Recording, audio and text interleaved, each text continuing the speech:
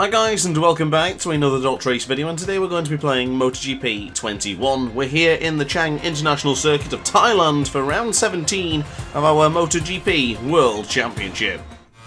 So here we are in the aforementioned track, using the soft front and the soft rear in this quite different track in my opinion, because it's not like the majority of the tracks in the MotoGP. There doesn't seem to be any undulation. It's a very flat track. It's similar to Valencia in its own way. Quite a lot of long straights and a lot of heavy braking zones, especially this one going into the right-hander here for turn 3. I made a lot of time up here in Moto 2 last season and even in Moto 3. I think we'll be doing it again there once again this race because we are so good on the brakes. We are definitely the last of the late breakers in MotoGP 21 with this Aprilia. Surely in that corner, and probably this corner and a few other of the tighter hairpins and the really deeper braking zones, we should be gaining advantages in those particular corners. And sometimes it's best to double down on what you're good at rather than trying to be good at everything. So instead of being the jack of all trades, dominate on where you are the strongest. Of course, you see this with the Yamahas, you see this with the Ducatis. As we just ran it a little bit wide there, that's the first lap already invalidated.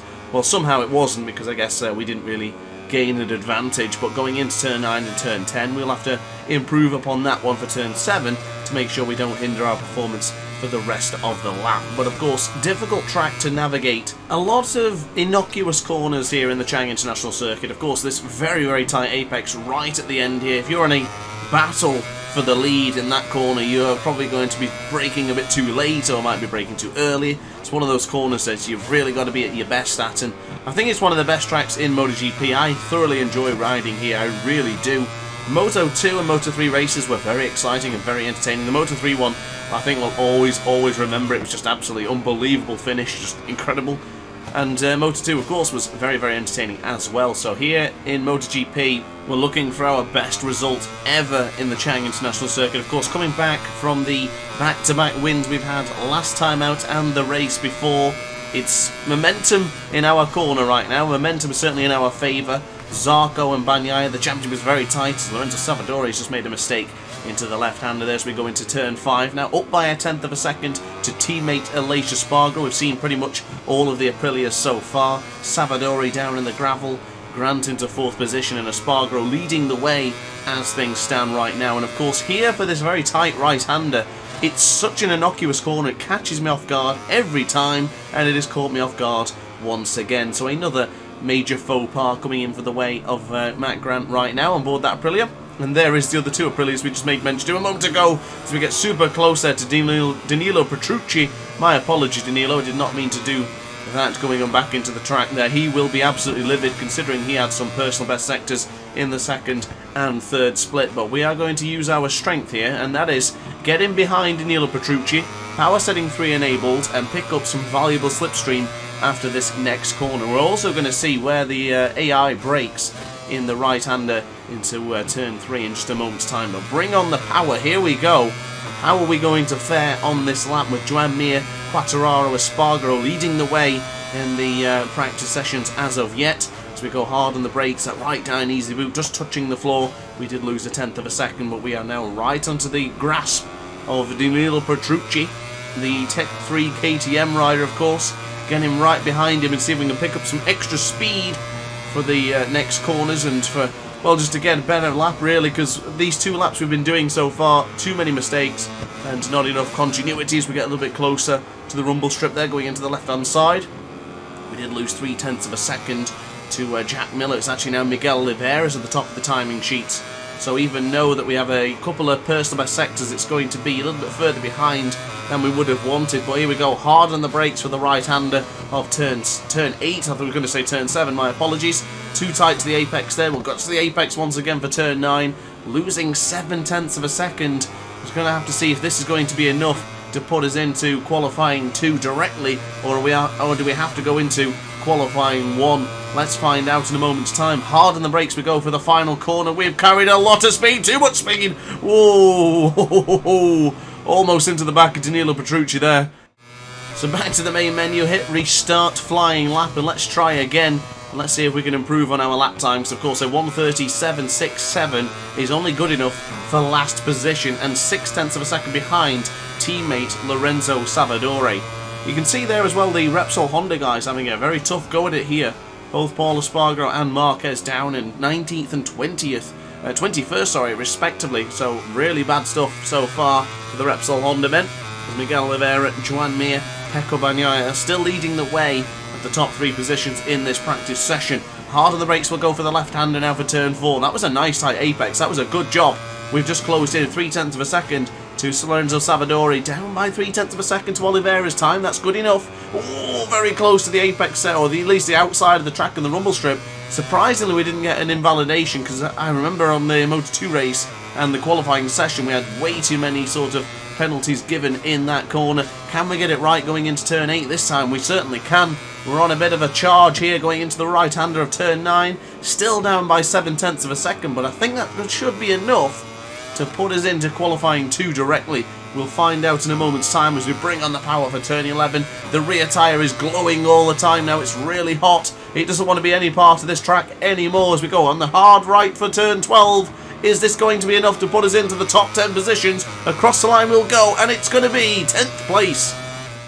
So the end of free practice, Miguel Oliveira, Joan Mir, Pecco Bagnaia, Miller and Espargaro are your top 5, and I'm hoping we manage to hang on to 10th position, but I'm just seeing Lorenzo Savadori there. Is he gonna... Oh my goodness, he did. He broke our hearts. Oh, no way. Unfortunately, guys, we are going into qualifying 1, but also Johan Zarco's joining us in the first qualifying session. So last time and the time before we had back-to-back pole positions, Mazzano and Motegi, the 2 M's, and unfortunately we're probably not going to be doing that here today, but at least we have a chance of getting into qualifying 2 if we can really produce our best possible lap. But I'm a little bit concerned because, of course, do recall earlier on in that practice session a moment ago, we just couldn't really get into the close enough positions for that. Ooh, what on earth has gone on there? There's 2 bikes down. That threw me off a little bit, actually. Just seeing 2 motorcycles just strewn on the floor. And I also seen Johan Zarco crash at the start of the session, and now Enea Bastianini has as well.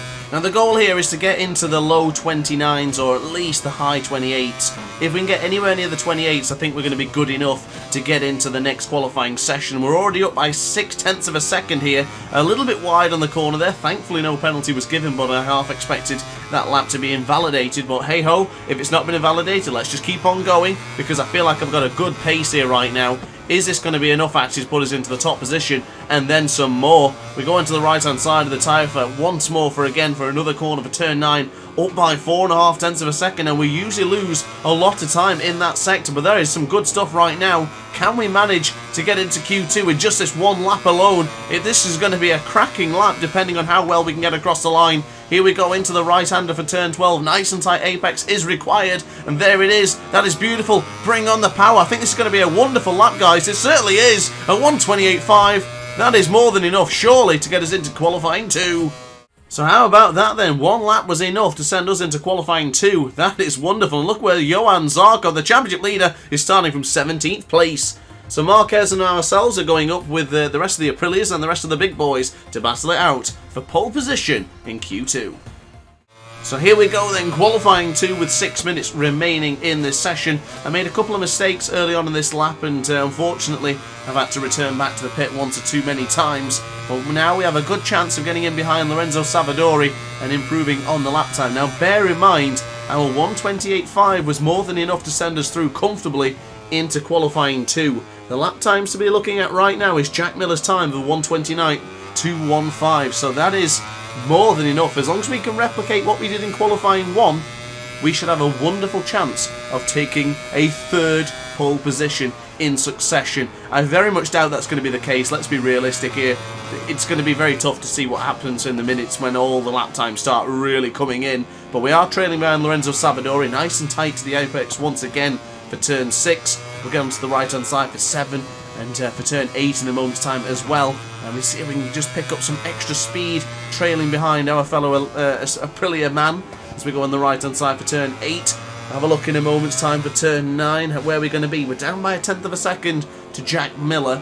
I don't think we're going to really claw in 2/10 to make sure we can get ahead of Jack Miller's qualifying time, but who knows as wow. Lorenzo Savadori completely off there, and absolutely threw me off there. I made a massive mistake going into that corner, completely cut the corner, and I've now just completely messed it up for turn 12. Lorenzo Salvadore, you made it worse for me. Somehow, that was good enough for top position, even though we cut half of the corner and made a mistake going into turn 12. Big mistake coming in from me right now. But that, of course, a 1:29.062 is not going to be the lap to beat. This will soon be battered in a minute's time from Quartararo, Bagnaia and Aleix Espargaro. In fact, no, it won't, because Espargaro's just gone down. Can Bagnaia and Quartararo improve, however? We'll soon find out in a moment's time as we go in the right-hand side for turn 3. Down by, actually up by a couple of hundredths of a second there. We'll soon see in the second split where we're going to go. And Pecco Bagnaia's lap time seems to have disappeared, so something's happened to the Italian on the factory Ducati Desmostadeci GP21, as we now go on the left-hand side for turn 5. Seen a rider in the distance there, I think he was just cutting the track, I don't know if you'd seen that. As we go on the left-hand side, Fabio Quartararo will be the man to beat in a moment's time, though. I'm seeing all those red sectors coming in at once. Look at Jack Miller, there is Jorge Martin at the top of the timing sheet, loving life for the 1:28.929. I do feel like we can probably beat that. It's going to be very, very close. And I don't have much tyres left, to be honest with you. I'm running low on the tyres. I'm running low on the fuel as well. So these medium tyres will probably be my best attempt and last attempt, because I really can't afford to use any more medium tyres for this one. We'll go hard on the brakes in a moment's time for turn 12. Here it is, hard and firm on the brakes. Right-hander incoming, turn 12 nice and tight to the apex. Bring on the power. Is this going to be enough to take pole across the line? Oh, just barely missing out. So that concludes qualifying here in the 17th round of our MotoGP World Championship. Jorge Martin, Grant and Miller on the front row, with Martin taking the pole position. But guys, upon that note, I hope you enjoyed the video. If you did, like, comment and subscribe, and hit the notification bell to be alerted to every single Dot Race upload and live stream. Now bear in mind the Grand Prix will take place tonight at 8 PM GMT, so I hope to see you there. But upon that note guys, thanks for watching, and I'll see you in the next video. Ciao for now.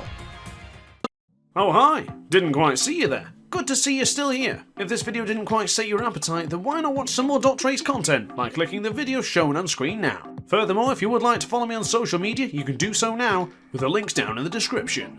Consider subscribing so you don't miss a single Dot Race video.